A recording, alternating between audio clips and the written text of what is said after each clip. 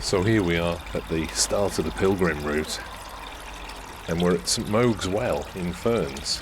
Mogue is another name for Aidan and is another name for St Madoc. In fact, the man had three names.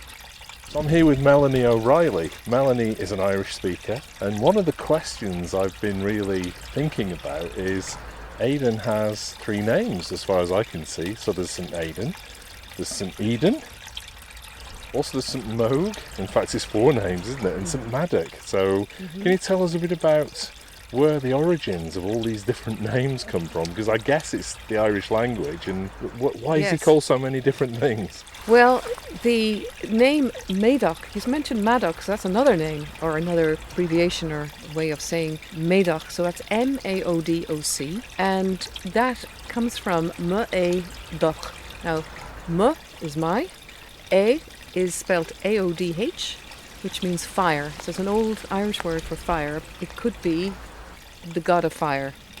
But in any case, it's a real name. So A-O-D-H, M-A, and Och, O-C, is the old Irish word for young. Nowadays we say Og, O-G, O-Fada-G. M-A-Doch, Madoc.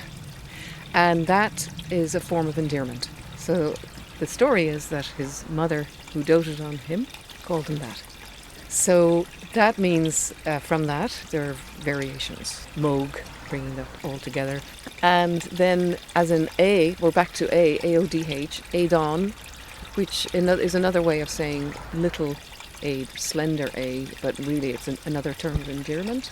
Aidan is a very popular name in Ireland. Various places called St Aidan or St Aidan's Well. But St Mogue's Well or St Madoc's Well would be actually from the original. Brilliant. So the mystery of St Aidan's name is solved. Thank you very much. You're welcome. There's more, I'm sure. We'll have to look into that. The Holy Well is also another key point, because we're going to be walking over the next few days down to St David's, and we're going to be seeing a lot of holy wells on the way. What I like to do when I start on the pilgrim route is to fill a little bottle of water and bring it with me, and then we finish at St Non's, just the other side of St David's, in a few days, and we pour that water into St Non's Well, and it's a lovely way of bringing the two places together. One thing that people ask is, why would you go on a pilgrimage? And in particular, why would you go on this pilgrimage from Ferns to St David's? And I think there are two reasons, really. The first is that this is a historic route where we are retracing the footsteps of St Aidan on his journey to meet St David in Pembrokeshire. Aidan studied under St David in Wales, and he came originally from Ireland, and then he came back to Ferns after he finished studying with St David. He established quite a lot of churches and monasteries in Wales as well first, and then he came back to Ireland. And so we're retracing his steps on one of his many journeys between Ireland and Wales. And St David came the other way as well. He came to Ferns too. And so those connections, we're reconnecting those ancient links that existed back in the age of the saints in the 6th century and beyond. And so that's the first reason. The second reason is that often people go on a pilgrimage for reasons of addressing issues in their life that they might be looking at. So it might be a crossroads, it might be a moment in life where a decision has to be made, where you move from one situation to another. Or it might also be an issue that perhaps you're grappling with, a family issue, or maybe you've lost someone, or there's something at the back of your mind that you really need to address. So over the course of the next few days, that pilgrimage from Ferns to St David's allows you to address some of those things and just take time out to think about what's going on in your life. And what better place to start than here at St Mogue's Well in Ferns. We also have the great privilege of the choir from Ferns, the village choir, to send us off from here with a couple of beautiful songs that they're performing down at the well for us as a way of showing that they want to be really part of the whole thing to do with the new Wexford-Pembrokeshire Pilgrim Way. And I'll hand it over to them. Oh, the summertime is coming, and the trees are sweetly blooming, and the wild mountain thyme goes around the blooming heather. Will you go, lassie, go? And we all go together to the quiet mountain thyme, all around the blooming heather. Will you go, lassie, go? I will build my love about near your pure crystal fountain, and around it I will place all the colors of the mountain. Will you go, lassie, go? And we'll all go together to the quiet mountain thyme, all around the blooming heather. Will you go, lassie, go? If my true love she is gone, I will surely find another, and to her I will give things to make her know I want her.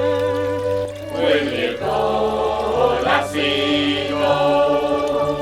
And we all go together to the quiet mountain thyme, all around the blooming heather. Will you go, lassie, go? Will you go, lassie, go? Will you go, lassie, go?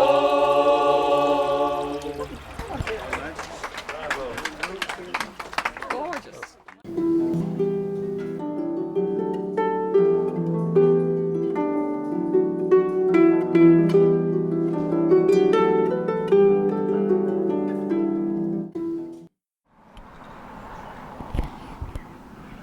Well, we've come out of Ferns now, and we're on the road to Doran's Bridge. And on the right-hand side, just at the bottom of the hill coming out of Ferns, is a sign that says Ferns Honey, 100% pure Irish. This also is quite an important story for St Aidan, because when he was a young monk, he was charged with looking after the bees at the monastery in St David's. And when he graduated from his studies and was on his way back to Ireland, he got on the boat down at White Sands and headed off for Ireland. But before he could leave, he found that the bees that he'd been looking after came with him and got on the boat as well in a big swarm. And obviously he couldn't allow that because it would have been dangerous. So he took the bees back to St David's, and then he went back to the boat and got on the boat. But the only problem was the bees followed him again. And he took the bees back to St David's. He was getting a bit fed up with this by now. And he got back on the boat.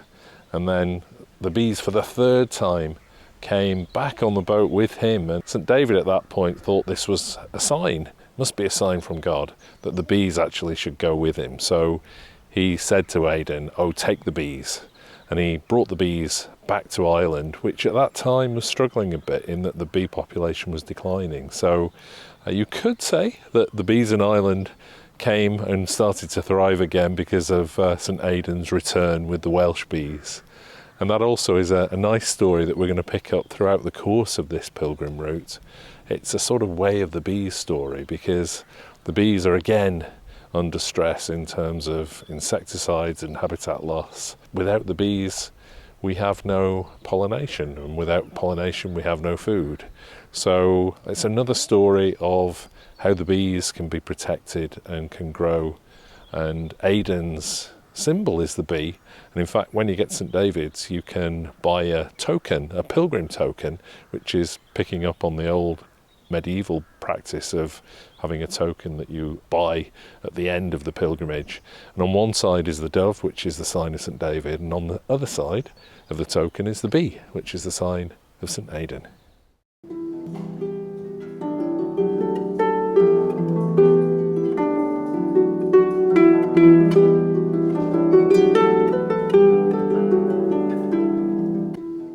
So now we're at Tinacross Bridge, another gorgeous medieval stone bridge that is crossing a little tributary that goes into the river Blackwater. And just ahead of us is another bridge, but not medieval this time, very much a modern bridge, which is the road that goes underneath the new motorway, the M11. And I can see cars speeding on the new motorway, whizzing past the countryside. And I just think this is a wonderful juxtaposition between the old and the new in terms of speed of travel. And sometimes when we're whizzing along on a motorway, we just don't see the things around us. Whereas when you're on foot on pilgrimage, you get to see these little places like Tinacross Bridge, stop for a while and just have a listen to the water. And you can see that there were previous stepping stones that went across on the water before the bridge was built, so that must be very old. I just like to think about how being on pilgrimage, you get time to just slow down and to try and rediscover the old rhythms of walking. Over the next few days, we'll really get ourselves into that older rhythm, that older time. Just take a little bit of time to listen and look around. And I'd just like to read out this little blessing before we set off on foot on the road again. It's called Take Time to Stop. Take time to stop and see what you did not see before. Take time to stop and hear what you did not hear before. Take time to stop and talk how you didn't talk before. Take time to stop and love in a way that you didn't love before. Take time to stop and live in a way that you did not live before.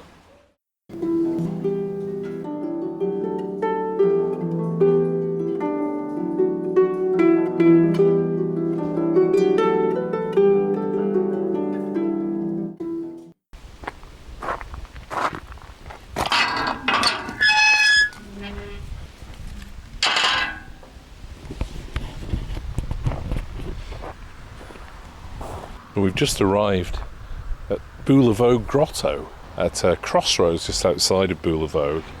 This is a remarkable place. It's a stone wall with a statue of Mary, a large statue of Mary, and there's a little grotto underneath where there are places to light candles. I'm just wandering. This is a great example of a roadside shrine to Mary. And they're all over Ireland, actually. A lot of them go back to the 1950s, 1954 in fact, when the Pope suggested that Catholics should celebrate Mary. Ireland took to this very enthusiastically, and lots of these grottos sprung up all over the country. Some of them connected to apparitions of Mary, and others really are just there to remember Mary. And even if you're not religious, everyone has a mother. So this is a nice place to consider your mum and the role that your mum has had in your life, perhaps.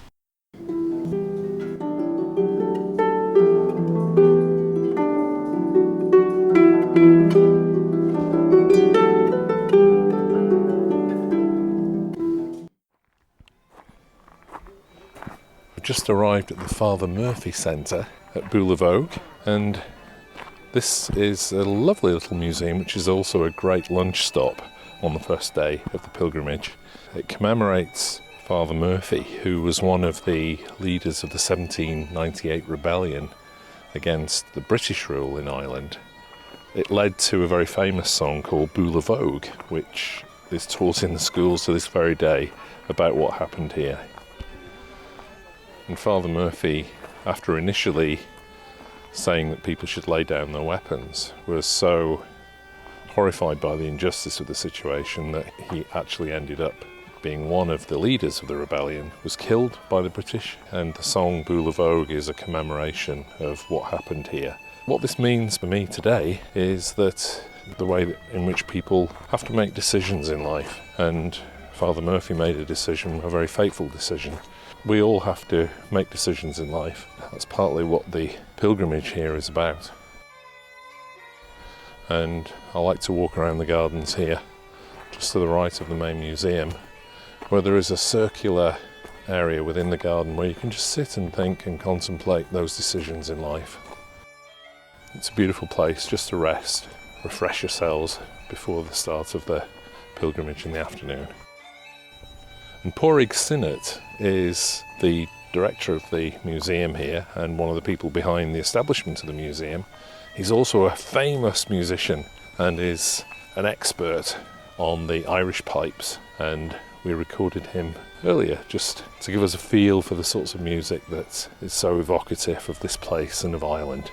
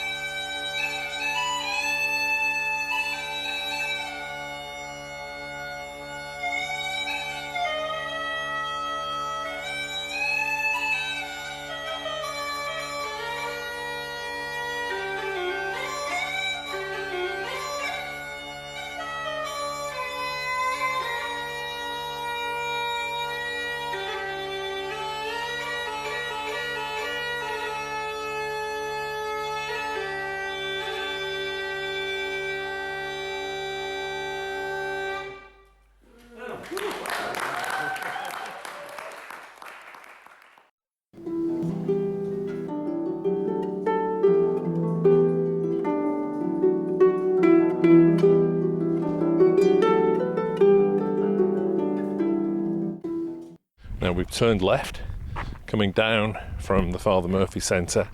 As we head up the hill, we see on our right a round mound. It's like a bit of a hill fort in a way. This is quite unique to Ireland. This is called a fairy fort, a circular mound, and it's topped with uncut trees and brushes and ferns and so on. It's got a little fence around it in the farmer's field, and it's an untouched memory almost of a previous time. It's said that the fairy forts were the places where mythical people who predated humans who lived here were based, and they lived here and they used the fairy fort as a portal between this world and the fairy world, the spirit world. And even now in modern Ireland, these are seen as places you leave well alone. People don't go into them, they don't cut them back, they don't plough them over, because if you did, it would be seen as really bad luck. These exist all over Ireland, and they are a bit of a remnant of another time. It's one of those unique features of Ireland that is just beautiful to still see. And a little further on from the fairy fort, in the same field, to the right-hand side, is a Celtic cross. It's a very unusual cross in the sense that it has a remarkable feel to it. It's a granite cross, but it seems to have been decapitated and put back up again at some point. It's a reminder to the Celtic Christian past of the area.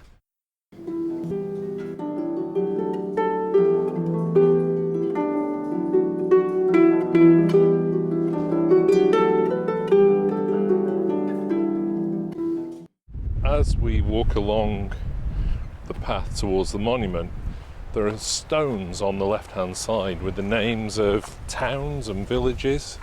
And tell us a bit more about that, Ron. What does this signify? Well, each stone represents a battle site in the 1798 rebellion. But also there are stones with the names of some of the people who were killed here on the hill. And one in particular, which is very interesting, is the name Quincy. And they've only recently, genuinely recently, discovered that they believe that Quincy was actually a lady who was a weaver.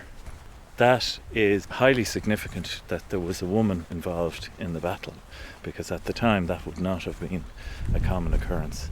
To show the strength of feeling in their fight was just, in their rebellion was valid, and so everybody was taking part. As we enter into the monument, tell us a little bit about what this might mean for pilgrims coming here. You enter into a compressed space on the way in, and then you come into this beautiful open chamber. And in the way that you start walking the pilgrimage, the world is on top of you, and as you walk, you have the space to breathe and relax, and then carry on into the rest of the world. So it's a really beautiful space, but it's also a space of incredible calm. So you can sit and genuinely relax, and there's no noise, and just hear yourself think, which is beautiful. Now the green blade riseth from the buried grain, wheat that in the dark earth many days has lain. Love lives again, that with the dead has been. Love is come again, like wheat that springeth green. When our hearts are wintry, grieving or in pain, thy touch can call us back to life again. Fields of our hearts, the dead and bare have been. Love is come again, like wheat that springeth green. As you come in through to the very narrow passageway inside, it's actually a modern structure. It's only 20 years old, and it's got like concrete walls. But in the middle, as the chamber opens out, there are two large seats, like benches almost, sculptured seats that are 200-year-old oak. Yes, the idea is that they were actually growing at the time of the 1798 rebellion. So they're a representation of and a link to the past, in that this structure is modern. It's a modern interpretation of the past, and that is the link to the actual past. So they would have been living and growing at the time of Father Murphy and the rebellions around Wexford and beyond. I think as we walk through now, what comes to my mind is the way in which, as the journey continues, it's about transformation from one state to another, and it's about the Enlightenment, it's about moving from the past into the future. And as we go out back through the other side of the monument, we start to think about the rest of the journey and what that might mean for us.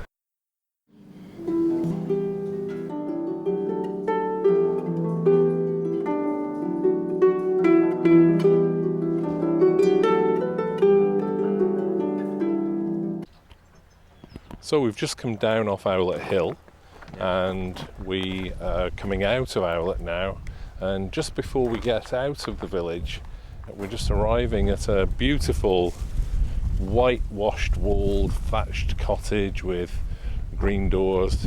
It's the bygone days House of Stories. There are storytelling houses all over Ireland which were created mainly in the 1930s and 40s. I think this one's a bit more recent, to remember the sort of bardic tradition, if you like, of storytelling in Celtic lands, and it's something that is common with Wales too. We don't really have storytelling houses in Wales yet. Maybe we should be doing, but we certainly have that sort of bardic tradition that you'd see in the Eisteddfod and elsewhere. Tell us a bit more about this one, Ron. Well, this house was originally occupied up until the late 70s by a gentleman, and when he passed, it was a very basic living. And when he passed, it was taken over by the local community and is now the centre for oral history and music in the area. And how often does it meet? They have it once a month, and it's free to everybody. All you're asked to do is bring a packet of biscuits because they supply the tea. And what happens is whoever turns up, everybody has a go. They either sing a song, or they play a piece of music, or they read a poem, or they recite something. And in that, they're keeping the local history alive, because for a lot of the older generation, all of their history, the local history, was oral. It wasn't written down. And the danger today for younger people is that they look for everything online, but if it's oral, it's not online. So what they're trying to do is to rebuild that link to the past and to bring it to the next generation and on into the future. Do you know? Don't sow an acorn on my grave, from which an oak may grow. Of the royal oaks of England, as I've lived, I will die a foe. Nor do I want a yew tree from which they made their bows, those rubber barn Normans, too sore I felt their blows. And do not sow a mountain ash, our own most lovely tree, to have me think of the hills and bogs where we hid in misery. Once hunted in a ditch I lay, delirious and near dead. I thought I heard an old bush speak, and this is what it said. Where I was hunted, there I grew twisted, that is true. But yon sharp thorns, how sharp were they? Rub against me, pain they knew. I sent deep roots and branches spread to shelter those my kind that wandered famine fever sick. Their ghosts still haunt my mind. But the soft spring rain with the seldom sun made even me feel gay, and sent its snow-white blossom dress to show I meant to stay. But even still they dreaded me, said on me there was a curse. To bring my blossom in the house would make all bad luck worse. They hunted me from my own fields, but I stayed around the edge. The planters thought they had conquered me, and they called me Hawthorn Hedge. But I stood there in the cold and wind. To the winter winds I bent. The fields the landlords thought they owned, I knew were only lent. The birds I fed in hardest times upon my humble haw, and to spread my seed both far and wide, and I grow despite the law. Now they are gone, but I'm still here, though feeble bent care. My young plants will much straighter be, they will be slaves no more. So now you know just how I feel, and don't show any shock. I want no mark upon my grave, except an Irish Scot.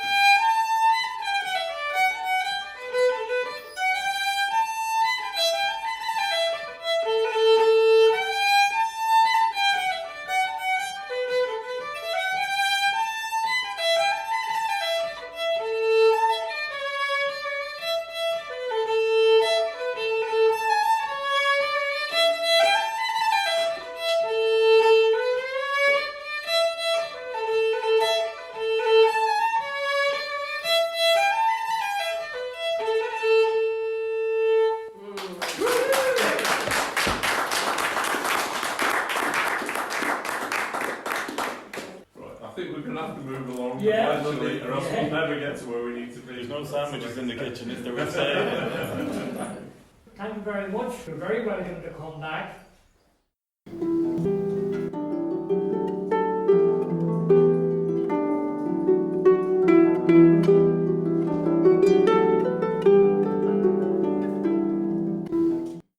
So we've just come off the road from Owlet into Kilbride Forest, and it's lovely to get off the roads and into a bit of woodland, hear the birds singing and just enjoy the peace and tranquility of the forest. And after about 50 metres on the left as you come in through the entrance, just past a building on the left hand side, there's a tree. There's a lot of trees in the forest here, but there's one particular tree that I'd like to point out. You've got to look for it quite carefully, and on it there's a little fairy door, a little red fairy door that says enjoy the little things. That made me think, because what a wonderful coincidence, because St David's most famous phrase was be joyful, keep the faith and do the little things you have seen me do.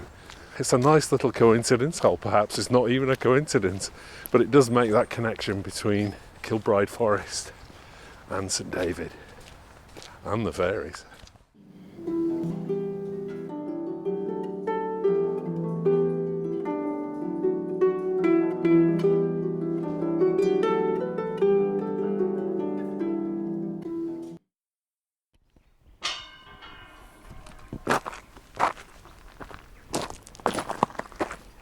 So I've just got into Glenbryan, and just to the right as you enter into the village there's a remarkable wooden sculpture of Cuchulainn commemorating the Easter Rising of 1916, and it was placed there by the local community in 2016 on the centenary.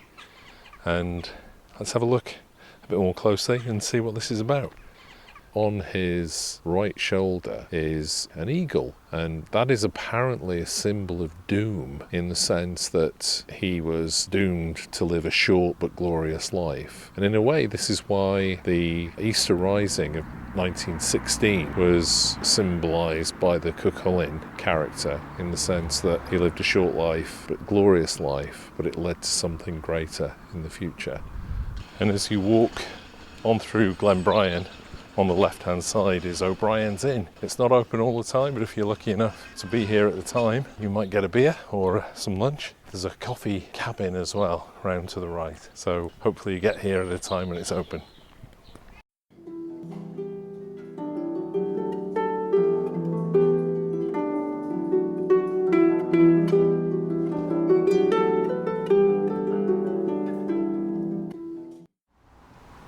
So we've arrived at St Raphael's Healing Garden in Oilgate, and this is a most remarkable place. It used to be a bramble-filled wasteland next to the St David's Church, and Father Jim Cogley, who we will meet again in Our Lady's Island because he's the parish priest there now, used to be the parish priest at Oilgate. He had a vision to create a place in Oilgate that was a place of healing, to support people in their journeys in life. The central sculpture in the garden is that of Tobias, and he was on a long journey sent by his father to recover some treasure that had been left in Rages.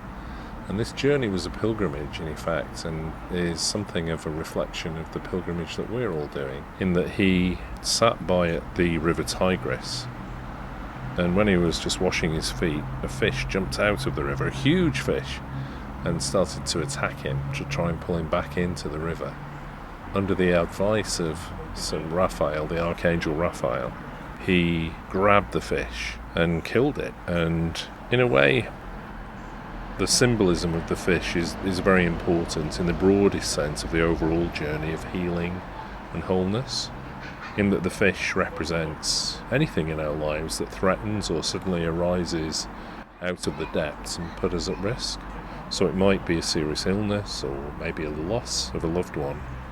It could be, losing a job or separating someone, or financial difficulty, or any problem.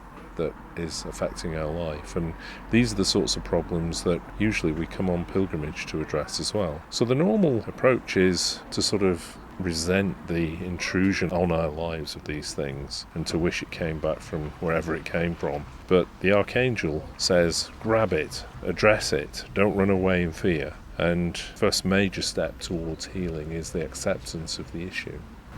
And then you can address it and deal with it. So facing the truth that appears so unacceptable is really extracting something positive from what appears to be a very negative and difficult situation. Yet it may contain hope and the potential for bringing something good out of what seems to be very bad. The pond that reflects the River Tigris has little stones and gravel at the bottom of it. And it's a place where perhaps if you've carried a stone that symbolises the issue that you're addressing in life, that may be the reason why you came on a pilgrimage in the first place, leave that stone in the pond, address that issue, and maybe you'll be able to move on and find something good out of that situation by the end of the pilgrimage. The other really interesting thing in the garden is the sculpture of the dog. A rather stylised dog, I have to say, but the symbolism of this dog is that it represents the character who accompanies you along the way.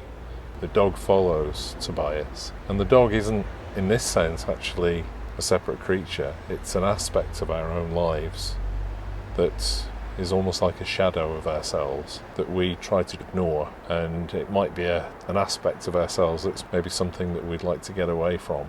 One thing that I notice as we walk on the route is that as we walk past houses and farmhouses, every dog between here and Rosslare seems to jump out and bark at us. They're more scared of us than we are of them, and in a way that's perhaps a little symbolism of the dog here. So I must say I love dogs, and I always try and say hello, but they tend to run away from us.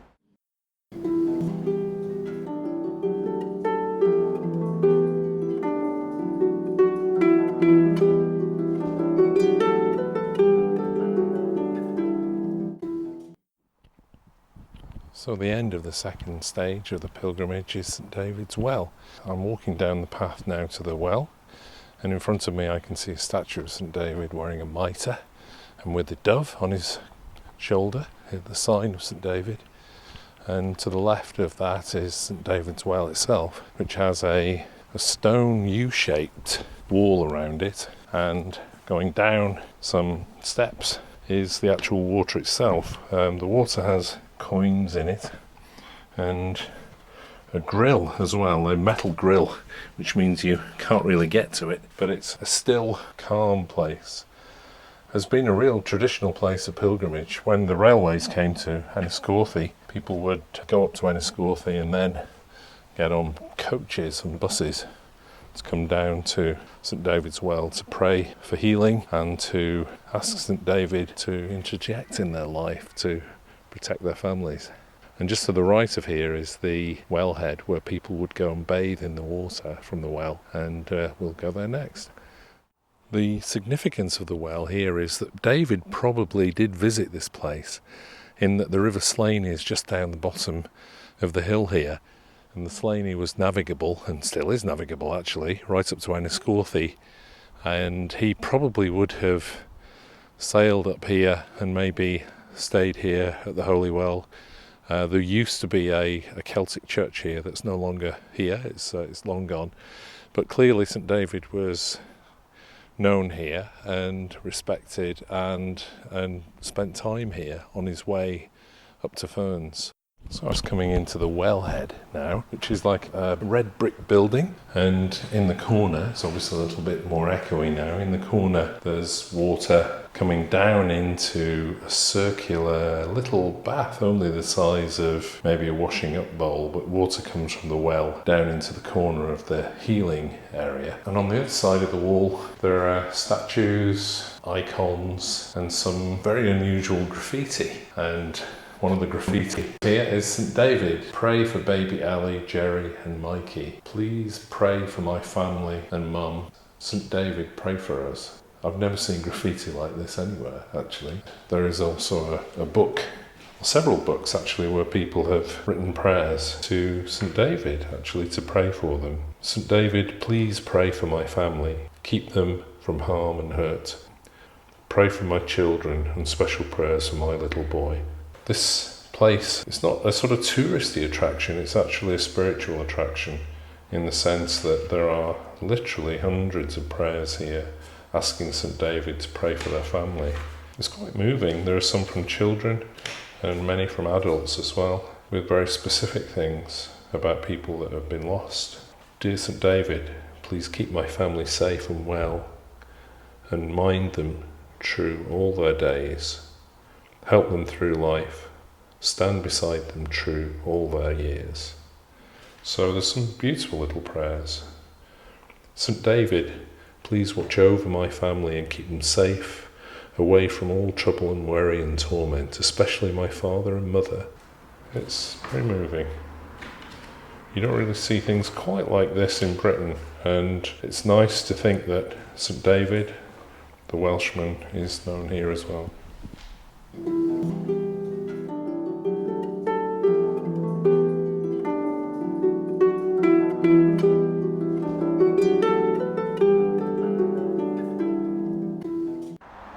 We're approaching Ferry Carrig now. We've just walked past a stop sign, and beyond that are some steps.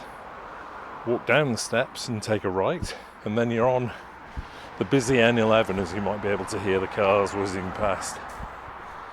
If you keep to the right hand side of the road and stick to that, over the bridge and then up the hill, and then take another right into the National Heritage Park, and that's where there's a great lunch stop, and also there is a recreation of a Celtic Christian settlement and monastery, and I'd really recommend that. It's really good. There is an entrance fee to get in, but it's a nice place to break for lunch. And then when you come back, make sure you stick to the side that you came in at and take a right across the bridge, and then head on to the Three Rocks Trail. But you have to keep your wits about you at this point, because it's pretty busy with traffic.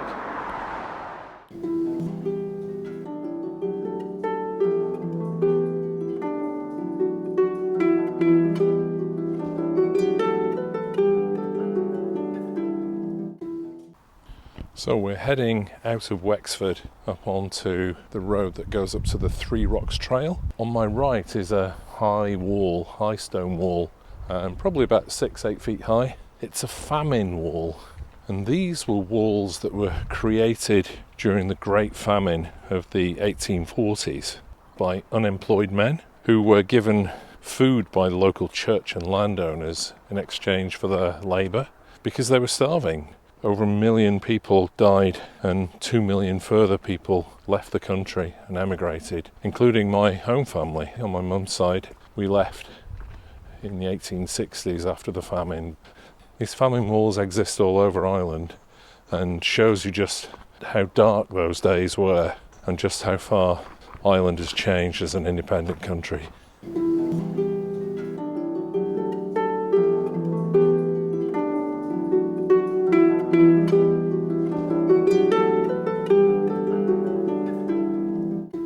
We're just coming to the top of Forth Mountain, onto the Wind Gap Rocks. As I climb up the few steps to the very top, overlooking Carrickfoyle Lake down to my left. If I swivel round to the right, I can look back to the north from where we've come, and it's a glorious sweeping landscape. I can see Barntown down to the bottom, I can see the Slaney, I can see right up to the mountains that we started off in. It's a truly glorious place to come towards the end of the next stage of the pilgrimage, and there's a few people down on the beach at the bottom. It almost looks North American actually rather than European. It's a beautiful, beautiful location.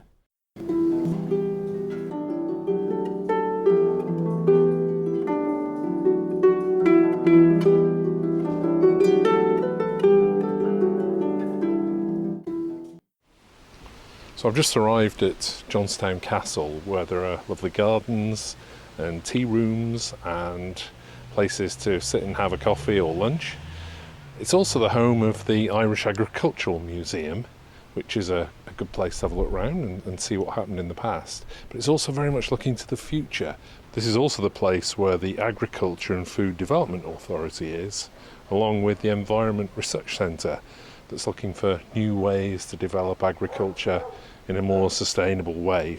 And interestingly as well, the castle here is a place where there's the only native black Irish bee population left in Western Europe. The native black bee is being reintroduced to other countries from here, and the story is in reverse now, in the sense that the black bee is being repopulated around other countries. So it's nice to see that link maybe with Aidan that goes right back to the 6th century being picked up in modern times. Johnstown Castle is also a place where all the native mammals of Ireland can be found too, from pipistrelle bats through to red squirrels and pine martens. They're all here.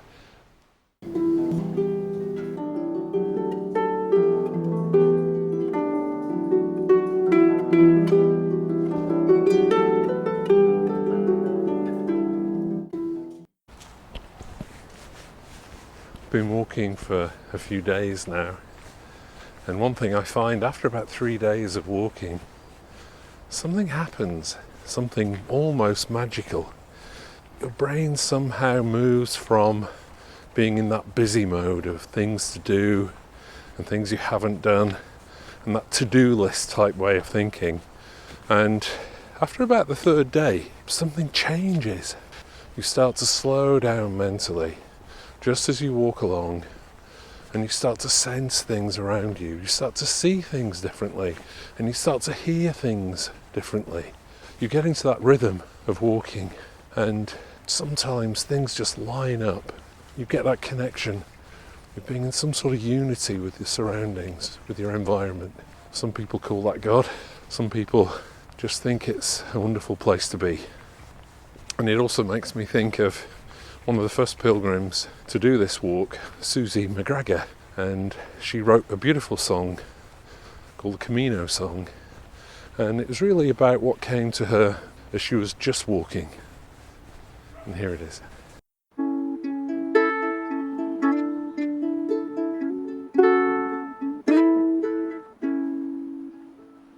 They ask me where I'm going, and I'm walking, I'm just walking.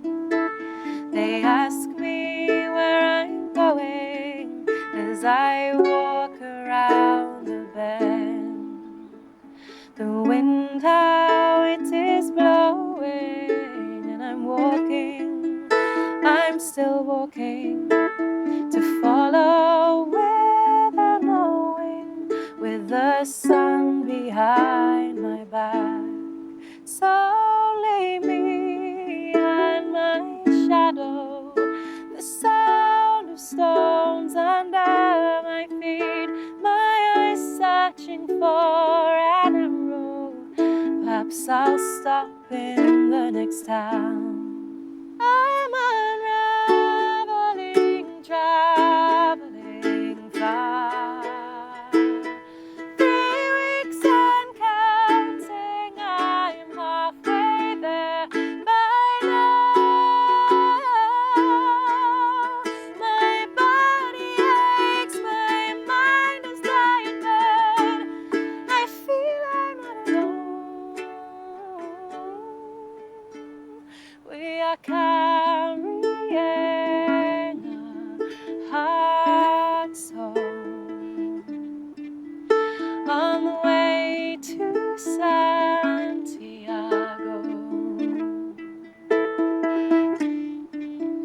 We are carrying our hearts, oh,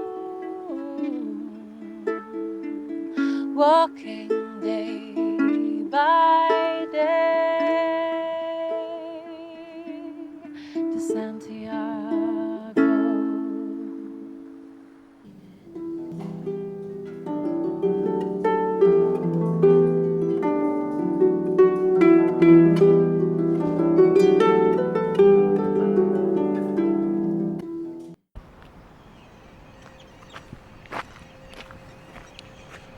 We've just arrived at Our Lady's Island. This is the oldest Marian shrine in Ireland, dating back some 1600 years. Although this was a sacred landscape long before the Christians arrived.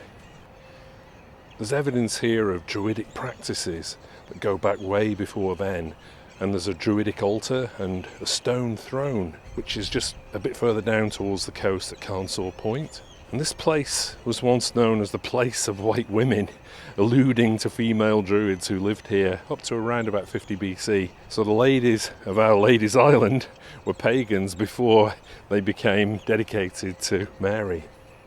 Despite the name though, it's not actually an island, it's actually a peninsula that goes out into Loch Tocha, and it's linked to the mainland by a causeway. And the loch is separated from the sea by a sandbar, and it's a really important site for bird life. So there's Arctic terns here and black-headed gulls amongst other sorts of birds, and you might even be able to hear the birds in the background as well. In the spring every year the sandbar is cut and the brackish water flows out into the sea, revealing the footpath that the pilgrims take when they walk around the peninsula, stopping at the holy wells and the statues on the way. And every year here, between the 15th of August and the 8th of September, there's a pilgrim season, and thousands of pilgrims come here from all over Ireland and abroad as well. And these are really important dates in the Christian calendar relating to Mary, the mother of Jesus. And sometimes in the evening they have torchlight processions as well. They also attend open-air masses with thousands of people there, and some of them go to the Church of the Assumption, which is just at the top end of the peninsula. And the church there is a real gem actually. It was designed by Edward Pugin in the 1860s. It's got a lovely airy feel with sky blue walls and ceilings and some beautiful stained glass windows as well. And the parish priest is none other than Father Jim Cogley, who we came across at the healing garden in Oilgate that he set up a few years ago before coming down to Ladies Island.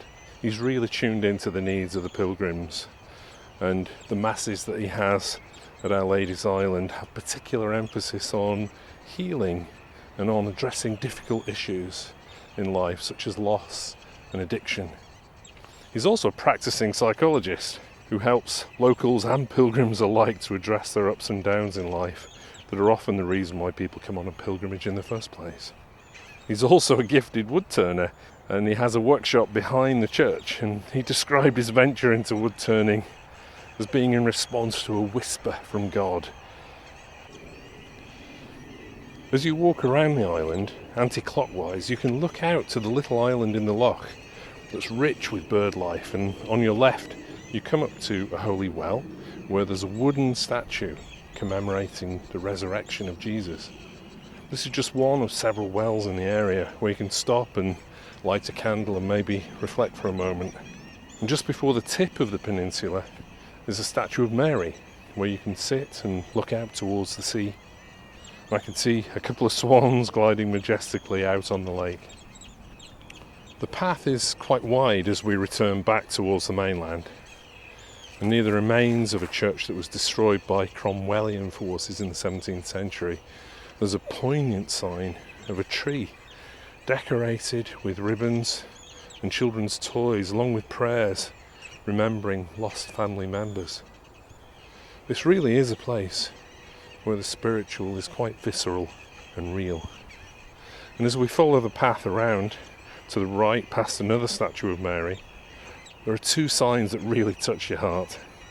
One says, "Welcome, pilgrim. Pause, pray, be still," followed by a quote from Psalm 23 that says, "He makes me lie down in green pastures.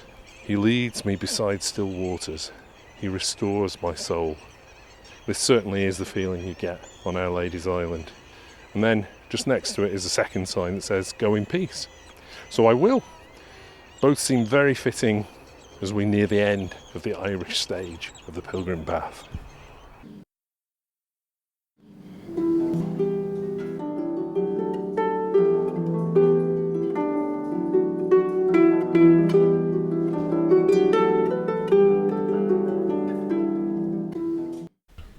I'm down at a holy well on the other side of Our Lady's Island.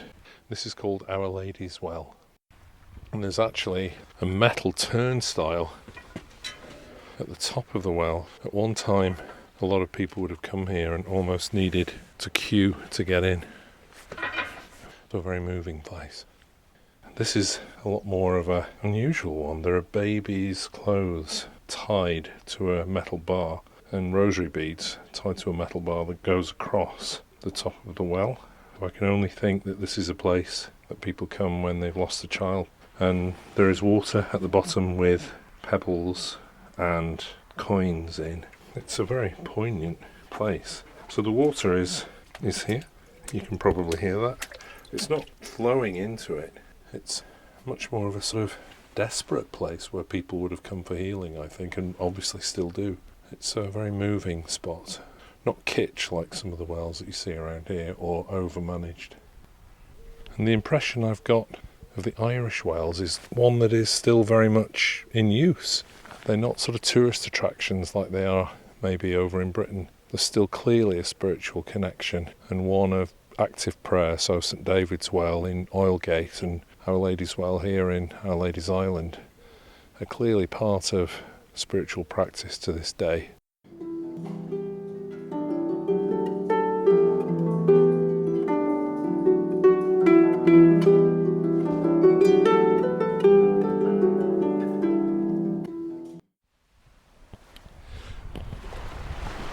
Well, I've finally arrived at Rosslare. As you can probably hear, the waves are lapping up against the beach. I'm just going up to a lovely sandy beach, across the sand, onto a wooden platform that takes me into the port. I can see a ship ready to go, smoke coming out of its funnel. The port here has been really busy since Brexit, actually, with a lot more direct ships coming from France and Belgium, whereas they used to go through the UK. So things have changed, but Rosslare doesn't mind. It's doing well. The noises of the port start to emerge. Trucks reversing, cargo being loaded. I'm just walking now into the harbour, over to the terminal, ready to catch a boat over to Wales. Well, as you may be able to hear, I'm on the boat, I'm on the ferry, going over to Wales from Rosslare. So the safety... Oh, I've just seen a seal in the harbour. That's amazing. That's lovely. So we're getting the emergency drills, and I'm very excited about leaving and heading over to Wales to start the second part of the journey. The sea crossing is about 3.5-4 hours. In the Day of the Saints, it would have been more like 24 hours or maybe even more, so we'll be there in a jiffy by comparison. We're on a very large steel ship, and it makes me think about the Celtic saints when they would get into a tiny little boat that was sometimes covered in animal skins, like coracles, or the seagoing ones are called curraghs. And it made me think just how dangerous these journeys must have been. But this was the highway of its day, and not so much a barrier, but as the way to connect up all the Celtic Christian communities up and down the Irish Sea, from as far away as Scotland, right down to Ireland, Wales, Cornwall, over to Brittany. It's exciting to think that this is almost a taste of that connection between those different places.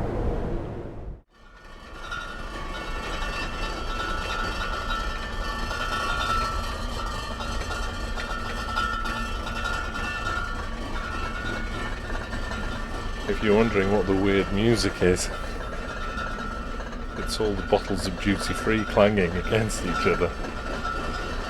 It's a rather unique sound for a ferry, I think.